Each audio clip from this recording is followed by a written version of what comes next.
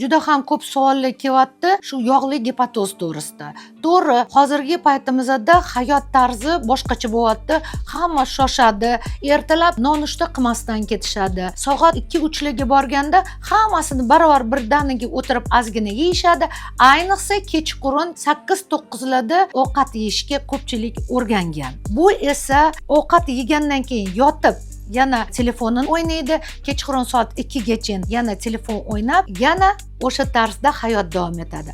Bu esa yog'li gepatozi eng birinchisi sabablaridan biri. Yog'li gepatozi uchun yana so'rashyapti, nima yeyish mumkin emas. Birinchi navbatda shirinlikni, parhezda shirinlikni olib tashlashimiz kerak. Undan tashqari gazli ichimliklarni, undan tashqari kepchuk, mayonez va spirtli ichimliklar hamma olib tashlaganimizda eng kerakligi kechki ovqatimizni shu 6 uzog'i bilan 7 da ovqatlanib, keyin iloji boricha qadamimizni jab bo'lmaganda 7-10 ming qadam qo'yib kelib, keyin o'zimizga dush qabul qilib yotsak, avvalambor uyqumiz yaxshilanadi. Yog'i erishi, ya'ni metabolik protsessini tezlashadi va bizada keyinchalik yog'li gepatozni davolashimiz ham ancha yengillashadi.